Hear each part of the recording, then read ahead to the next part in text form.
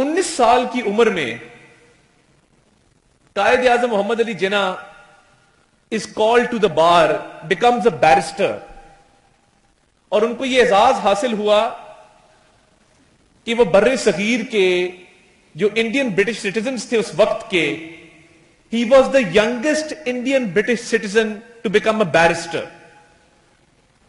एक इतनी बड़ी आबादी वाला इलाका और रीजन, उसमें से एक नौजवान कराची से उठता है और वो तहैया करता है और वो निकल पड़ता है और वो 19 साल की उम्र में यंगेस्ट बैरिस्टर उस खित्ते का बन जाता है. So this is the hope, Perseverance and determination that I am talking about. मैं समझता हूं कि अल्लामा इकबाल का ये शेर उन पर बिल्कुल फिट बैठता है कि जमाने के अंदाज बदले गए, नया राग है साज बदले गए, खिरत को गुलामी से आजाद कर, जवानों को पीरों का उस्ताद कर. 1876 में वजीर मैंशन कराची में पैदा होने वाले मोहम्मद अली जिन्ना की जिंदगी के जो 3 प्रिंसिपल्स थे यूथ को लेके, that is hope, determination and Perseverance. ये तीनों चीजें उन्होंने अपनी जिंदगी में किस तरह अपनाई. फॉर अ मोमेंट अगर आप सोचें कि जब वो 1892 में पहली अप्रेंटिसशिप करते हैं लंदन में जाके, he was only 16 years old. और मैं इस पे यूथ की तवज्जो चाहूंगा कि आप सोचें कि 16 साल का एक बच्चा जो कराची से लंदन जाता है और लंदन में अप्रेंटिसशिप करता है, और अप्रेंटिसशिप के दौरान वो ये फैसला करता है कि मैंने अपना करियर जो है वो लॉ की फील्ड में परसू करना है. और जब वो ये फैसला करता है, and I am talking about determination and Perseverance, और ये कहने का मकसद ये है कि जो चीज आप ठान लें, फैसला कर लें और डिटर्मिन्ड हो जाएं, तो फिर अल्लाह ताला आपकी मदद करता है, and you can achieve the impossible. और क्या नतीजा निकला इस चीज का कि जब 16 साल के मोहम्मद अली जिन्ना ने यह फैसला किया कि मैंने अप्रेंटिसशिप के बाद मैंने लॉ करना है, मैंने लिंकन्स इन जाना है. और लिंकन्स इन जाने की वजह भी मैं आपको बयान करूंगा कि इंस ऑफ कोर्ट है जहां से आप बैरिस्टर बनते हैं. And why he chose Lincoln's in, historians ये लिखते हैं कि उन्होंने लिंकन्स इन का इंतखाब इसलिए किया कि लिंकन्स इन की बिल्डिंग के अंदर जिन लॉ गिवर्स के नाम इंस्क्राइब्ड हैं, लिखे हुए हैं, उसमें हजरत मोहम्मद सल्लल्लाहु अलैहि वसल्लम का नाम भी एज ए लॉ गिवर वहां पे लिखा हुआ है. That was his reason for choosing Lincoln's in to become a barrister. और उसका नतीजा क्या निकलता है कि 19 साल की उम्र में कायद आजम Mohammad Ali Jinnah is called to the bar, becomes a barrister, और उनको यह एजाज हासिल हुआ कि वो बर्रे सगीर के जो इंडियन ब्रिटिश सिटीजन्स थे उस वक्त के, he was the youngest Indian British citizen to become a barrister. एक इतनी बड़ी आबादी वाला इलाका और रीजन, उसमें से एक नौजवान कराची से उठता है और वो तहैया करता है और वो निकल पड़ता है और वो 19 साल की उम्र में यंगेस्ट बैरिस्टर उस खित्ते का बन जाता है. So this is the hope, Perseverance and determination that I am talking about. मैं समझता हूं कि अल्लामा इकबाल का ये शेर उन पर बिल्कुल फिट बैठता है कि जमाने के अंदाज बदले गए, नया राग है साज बदले गए, खिरत को गुलामी से आजाद कर, जवानों को पीरों का उस्ताद कर. दिस वॉज इकबाल के शेर को अगर आप देखें तो कायद आज़म मोहम्मद अली जिन्ना ने अपनी जवानी में वो कुछ अचीव किया जो आजकल के नौजवान शायद बहुत लेट सोचते हैं उसके बारे में. एंड माई आर्ग्यूमेंट इज कि coming from N effluent merchant family, having all the luxuries in life, having a status in society, हम देखते हैं कि जब आपको सब कुछ मयसर हो जिंदगी के अंदर तो आप स्ट्राइव नहीं करते, आप स्ट्रगल नहीं करते. आप कहते हैं कि मुझे क्या जरूरत है स्ट्रगल करने की या स्ट्राइव करने की, मेरे पास तो अल्लाह का दिया सब कुछ है. بٹ ڈسپائٹ دیٹ آپ ان کی اسٹرگل دیکھیں, ان کی اسٹرائیو دیکھیں اور ان کی ڈٹرمنیشن دیکھیں. اور اس کے بعد اگلا جو زندگی کا مرحلہ ہے, میں not here to give a lecture on history, but some aspects of his life I want to highlight, کہ جس پہ بات بہت کم ہوتی ہے. early years of his life.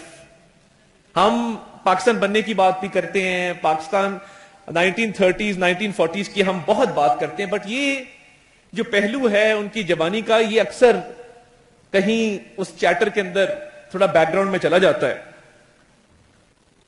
تو آپ اگر ان کی زندگی کا اگلا حصہ دیکھیں کہ جس کے اندر as a lawyer, as a politician and as a practitioner وہ زندگی کے اندر آئے, پریکٹیکل زندگی کے اندر, تو وہ ٹوٹل دو چیزوں پہ مبنی تھا.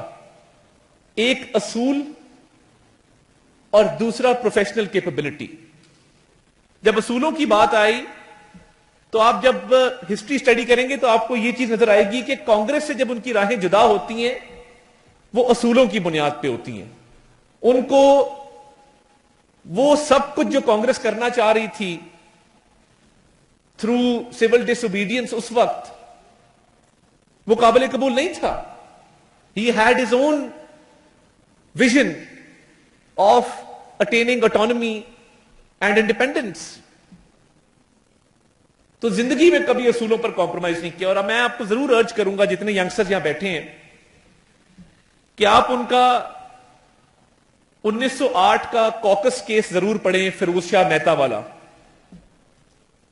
ایڈیسن صاحب, یہ لوکل گورنمنٹ کا ایک کیس تھا اور وہی ہوا کہ 16 لوگوں کا ایک پینل بنتا تھا جو الیکٹ ہوتے تھے, and Feroz Shah Mehta was elected every time, but the European caucus decided کہ اس دفعہ ہم 16 کا پینل ایسا دیں گے کہ فیروز شاہ مہتا جو ہے وہ آؤٹ ہو جائیں گے اور وہ لوکل گورنمنٹ میں بمبئی کی کارپوریشن میں الیکٹ نہیں ہو سکیں گے. اور اس کا نتیجہ کیا نکلا کہ جو 16واں کینڈیڈیٹ الیکٹ ہوا اس 16 کے پینل میں ان کی کمپنی کے کچھ کانٹریکٹس تھے جو بامبے کی میونسپل کارپوریشن نے ان کو اوارڈ کیے ہوئے تھے. there was a conflict of interest and Feroz Shah Mehta being a barrister himself, انہوں نے وہ کیس محمد علی جناح کو as a young budding lawyer دیا اور وہ کیس نہ صرف انہوں نے جیتا بلکہ وہ ممبر ڈسکوالیفائی ہوا اور فیروز شاہ مہتا کو جو ہے بامبے کی کارپوریشن میں بحال کیا گیا. So this is the kind of professional competence جس واحد کیس نے ان کو ہی روز ٹو پرومیننس. اس کے بعد تو لائن لگ گئی اور جب ایڈوکیٹ جنرل بمبئی نے انہیں کہا کہ آپ ہمارے چیمبر میں کام کیجئے, اور انہوں نے کام کیا اور شروع کے 6 ماہ کے بعد انہوں نے کہا کہ ہم آپ کو پکی پوزیشن آفر کرنا چاہتے ہیں, we will be paying you 1500 rupees a month.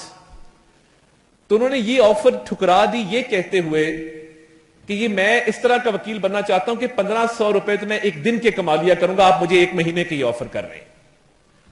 So this was the kind of determination جب پروفیشنل کمپٹنس کی بات آتی ہے. اور میں یہ ضرور کہنا چاہوں گا کہ ایک ایسپیکٹ یہ بھی ہے کہ جب ان کو for his parliamentary performance as a parliamentarian knighthood offer کیا گیا 1925 میں لارڈ ریڈنگ کی طرف سے, تو انہوں نے وہ آفر ٹھکرائی اور انہوں نے کہا کہ I would prefer to be called plain mister Jinnah.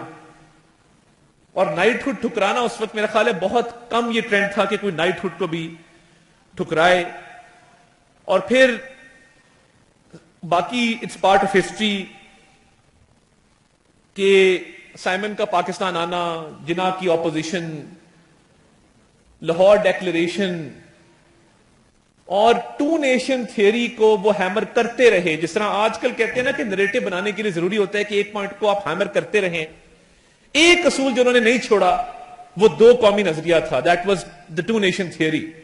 اور آج جب ہم بھارت کے اندر دیکھتے ہیں کہ اس ماڈرن ڈے اینڈ ایج میں بھی ہندوتوا از آن دا رائز, جہاں پہ ہم دیکھتے ہیں کہ ایک بہت بڑی اسٹیٹ کا چیف منسٹر ایک مسلمان خاتون کے چہرے سے نقاب کو نوچتا ہے, تو وہ صرف ایک خاتون کا نقاب نہیں نوچا گیا, اس نے تمام مسلمان خواتین کا نقاب نوچا, ان کی ڈگنیٹی کو اس نے کمپرومائز کرنے کی کوشش کی ہے. Every such act it endorses strengthens and legitimizes the two nation theory according to which Pakistan came into being. ہر گزرتے دن کے ساتھ ہمارا ایمان پکا ہوتا ہے اور ہمارا جو بلیف ہے یہ سٹرونگ ہوتا ہے کہ ٹو نیشن تھیوری جس کے قائد اعظم سب سے بڑے ایڈوکیٹ تھے اور جس ٹو نیشن تھیوری کی سٹرگل کے نتیجے میں آج یہ ملک بنا اور ہم آزاد فضاؤں میں سانس لے رہے ہیں، یہ ٹو نیشن تھیوری ہمیشہ درست رہے گی. اور میں ان دی کنکلوژن آپ کو یہ بتانا چاہتا ہوں کہ جو 1940 میں جب ریڈیو کے اوپر ایک کانفرنس کا انعقاد کیا گیا جس میں گاندھی بھی تھے، جس میں برٹش راج کی بھی ریپرزینٹیٹو تھے اور جس میں قائد اعظم بھی تھے، تو 1940s میں انہوں نے اسی وقت sitting on all India radio Pakistan زندہ باد کا نعرہ لگا دیا تھا.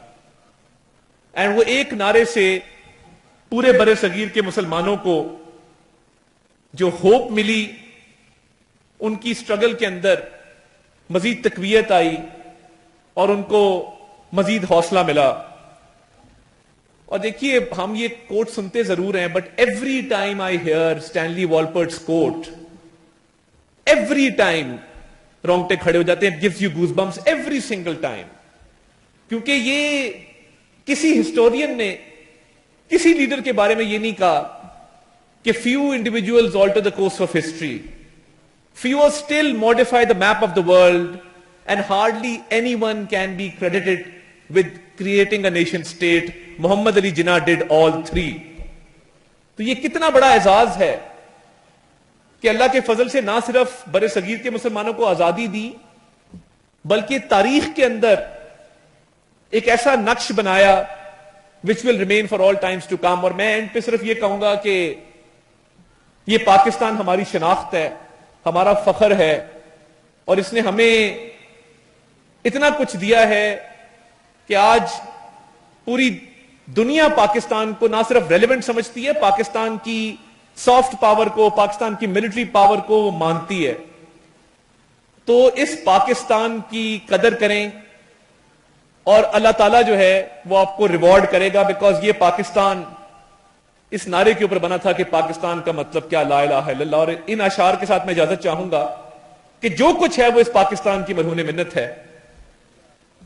یہ پروین شاکر کا ایک شعر ہے کہ بخت سے کوئی شکایت ہے نہ افلاک سے ہے، بخت سے کوئی شکایت ہے نہ افلاک سے ہے، یہی کیا کم ہے کہ نسبت مجھے اس خاک سے ہے.